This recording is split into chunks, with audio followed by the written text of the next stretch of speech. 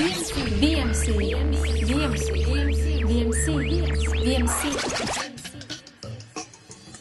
digital economy, communication, technology, customer community, network, social media. VMC, the Vascellari media channel. Brian, thank you very much. Thanks for coming on the show. Thank you. Thank you. So, principle of future works, briansolis.com, PR 2.0. The future of media and communication starts here. Yes. Why? Well, there's a lot of evolution taking place, rapid evolution taking place in technology and communications, and as well as media, and everything is colliding. And while there's a lot of theorists and observers in terms of what's happening in the social web, as well as how it's shifting the cultures and the infrastructure of media and communications, there really isn't a lot of people taking the time out to dissect it and repurpose it in a way that means something to those in media, to those in communications, to those in business, to those in marketing, etc.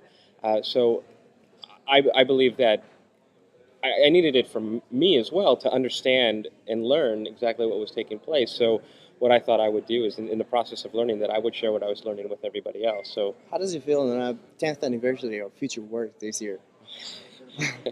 it's It's been a long ride. It's been a long ride, and I'll tell you, it passed in February, and it passed without celebration because everything is moving There so is no quickly. time. No time.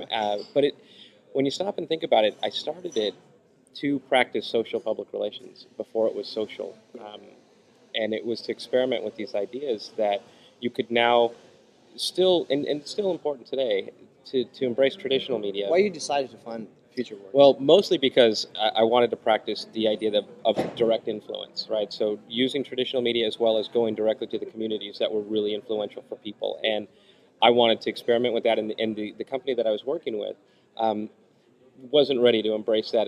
How long have you been working with them before Future Work? A few years. They just couldn't monetize that as a product. So I went and started FutureWorks to experiment with this, and the only companies that I could work with were startups. Because they didn't have a lot of money and they needed big visibility. Yeah. So it was a perfect opportunity, and I'm still working with startups today to learn. It's how I learned everything. Okay. So, share economy. We're here at Next 09. That's the theme of the conference this year. What's your take on share economy? Well, it's actually what inspired the presentation I gave today, the human network, because I believe that there is value in the share economy, and it's. I've been calling it the social economy in the sense that it wasn't necessarily about the technology. It wasn't about the products or the services. It was more about the ability to earn something and gain something based on the interaction with people.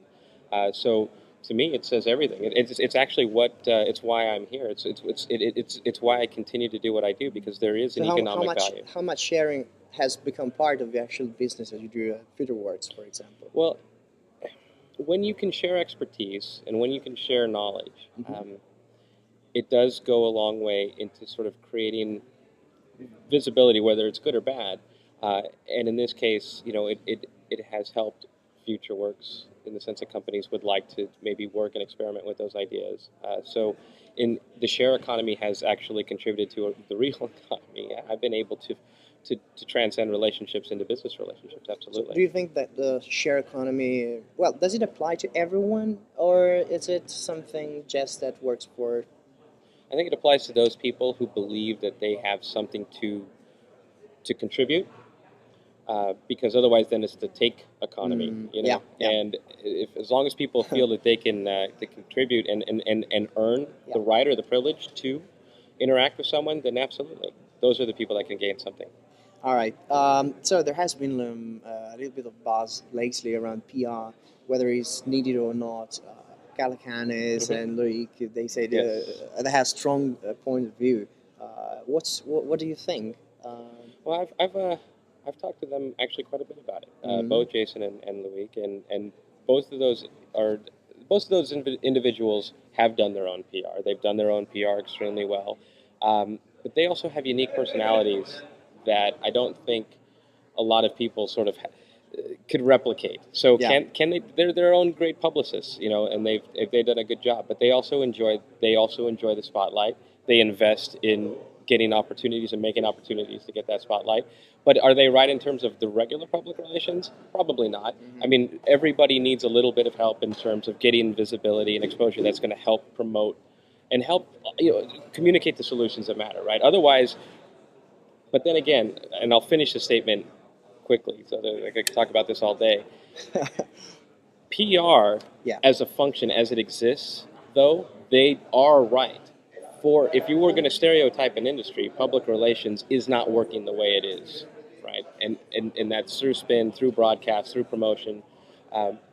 That's not what the share economy, to bring it back to Next, is about. That's just about pushing and promotion and taking, and there's nothing engaging in that. So I'm gonna ask you a Charlie Rose question. It says, but PR,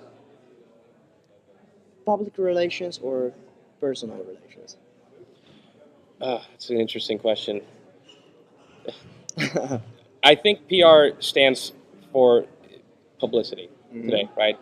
People practice it as a form of publicity. When you break it down in terms of public relations and you start to embrace more of say like a customer relationship type of role, and you start to think about the empathetic attributes of why somebody should give a shit about what it is that you represent, it changes what you say, it changes what you do, it changes how you practice sharing that story, sharing that message. So I think that public relations is what it needs to get to. Now, is everybody qualified to take it to that level? Probably not. It's not necessarily in the DNA of most communications professionals to embrace something at that level. It's not in the financial infrastructure to support people getting it at that level.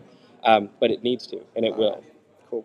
Let's close this talking a little bit about Vascellari. Yes. This do-it-yourself public service. PR, in a sense. It's still in public beta now? It's still in public beta. BuzzGain, it's not necessarily about the execution, but it's about education, right? It's about understanding who are the influential voices in any industry. So most public relations professionals will subscribe to a database where they'll type in a keyword that says, I don't know, knowledge management. And then they'll get a list back of everybody who covers knowledge management, whether they're a reporter, blogger, or analyst, right? But that's based on a keyword that a reporter or a blogger had given to the database. BuzzGain actually figures out who the influencers are based on their work, based on their credibility, based on their links, and who links to them. So I signed up for the beta, and I kind of like it. Yeah. But how do you feel? How was the reaction and the feedback you got so far? The reaction's fantastic. People are because the results are great. What it's going to be when we go into general availability. Are you planning to bring in some new features or? Absolutely. There's give me a taste of it. Just give me a short overview of something that we can especially looking for. What you will need as a communications professional is the ability to not just identify influencers, but manage those relationships and then report on that activity and report to those clients or executives why they are influential, how it is that how your campaigns are effective in the sense that you can track the dialogue and the assorted influence with that. So it's actually going to be a full service solution. All right, cool. Well, Brian, thanks for taking the time. It was a real pleasure to talk to you. Thank you very much. And, well, have a nice way. I can't say back to the US, but to Sweden, right? Yes. Okay. Thank you so much. Thank you.